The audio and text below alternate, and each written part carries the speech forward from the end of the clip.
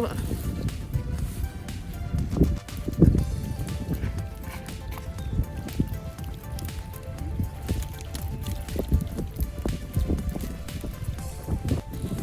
สวัสดีค่ะวันนี้เรามาตกปลากันอีกแล้วค่ะถ้าชอบคลิปก็อย่าลืมกด Subscribe กดกระดิ่งเพื่อจะได้ไม่พลาดคลิปต่อไปด้วยนะคะ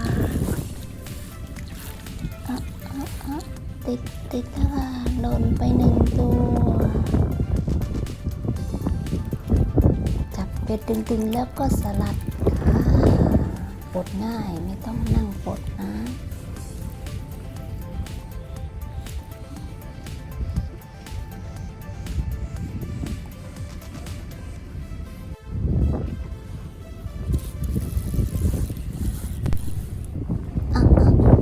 มาเลยค่ะ1 ตัว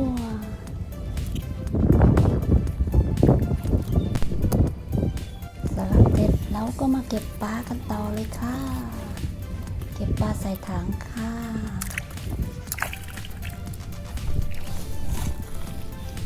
เก็บในตรงไหนกระโดดดีค่ะ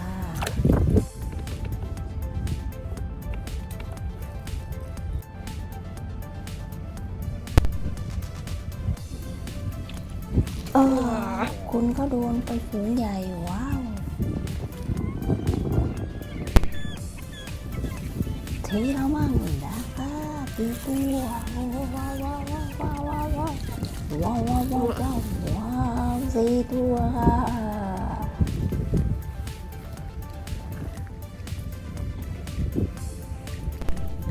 เดี๋ยวเราก็สลัด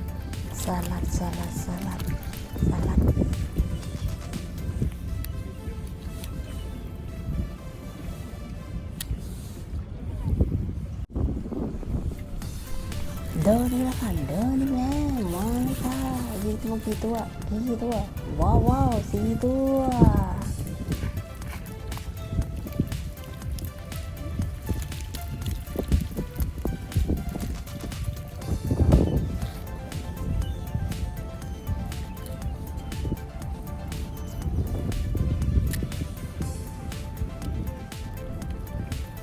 ยังอยู่ไหมยังอยู่ค่ะยังอยู่อีก2 ตัว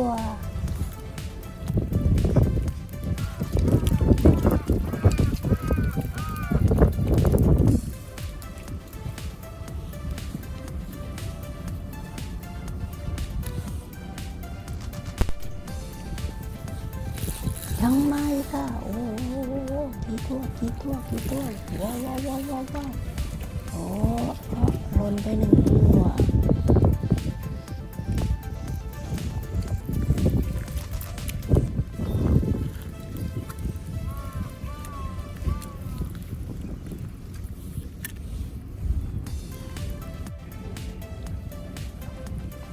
ว้า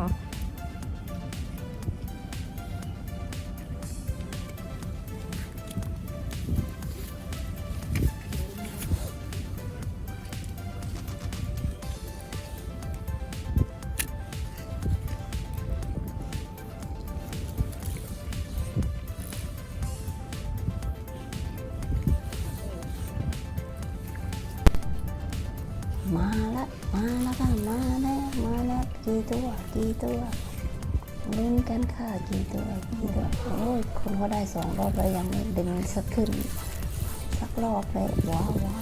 โอ้ว้าวกี่ตัว4 ตัว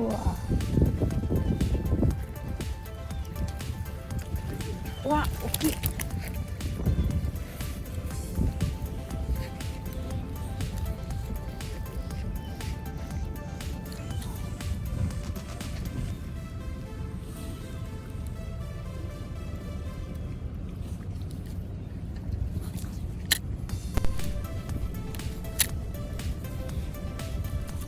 ไม้เลยค่ะไม้แล้วกี่ตัวนะกี่ตัวดึงยากเหลือเกินโอ้3 ตัว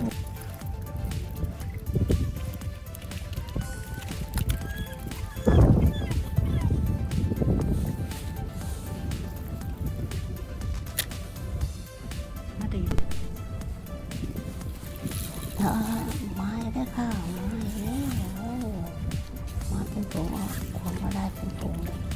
โอ้3 ตัวเอง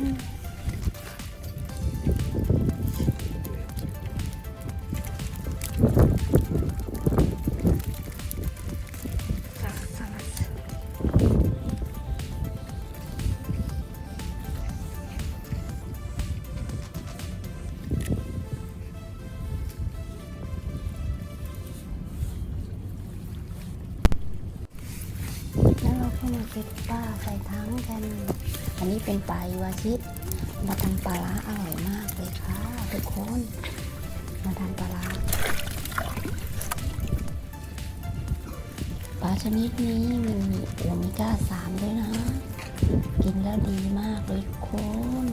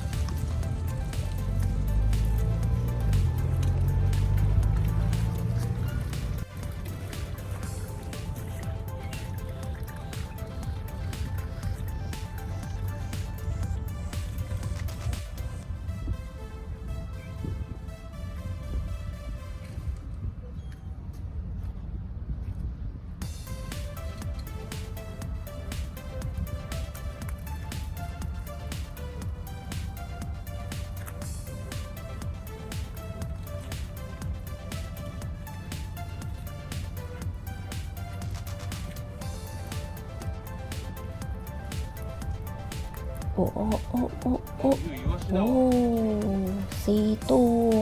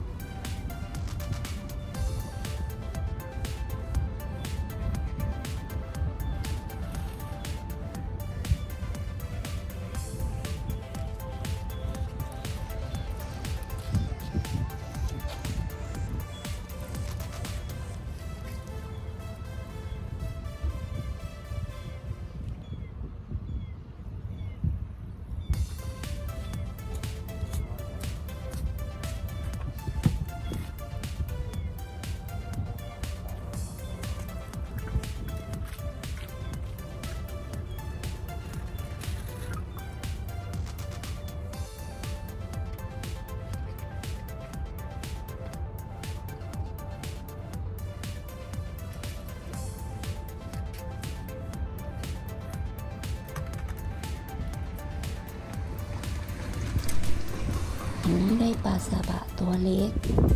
ปลาสบะตัวเล็กเราไม่เอาเราก็ปล่อยไปค่ะ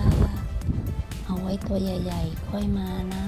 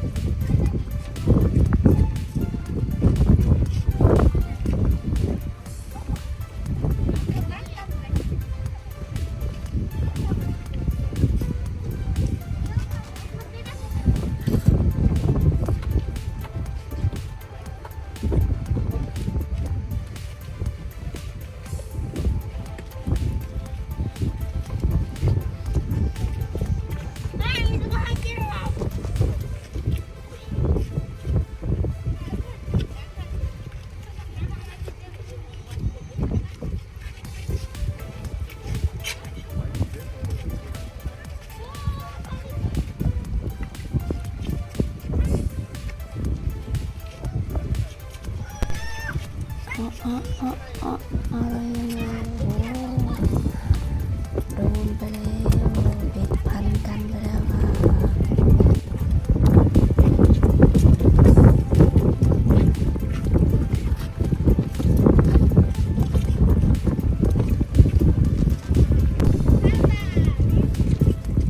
โอ้โอ้3 ตัวค่ะ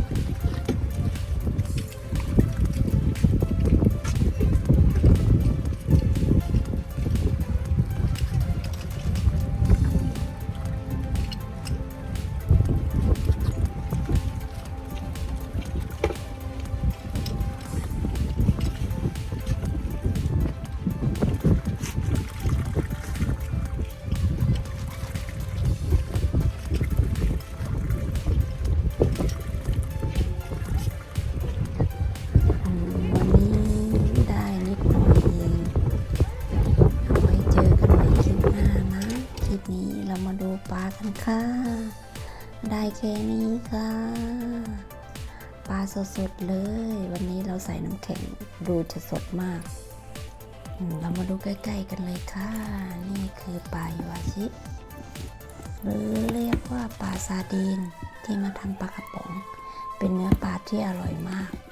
มีโอเมก้า 3ด้วยนะทุกคน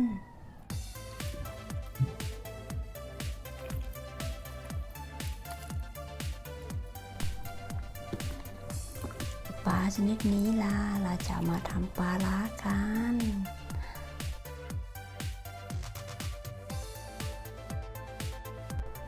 เอาไว้เจอกันใหม่คลิปหน้านะคลิปนี้ขอบคุณค่ะอย่าลืมกด Subscribe กดไลค์กดแชร์กดติดตามเพื่อเป็นกำลังใจในการทำคลิปต่อไปด้วยนะทุกคนขอบคุณค่ะ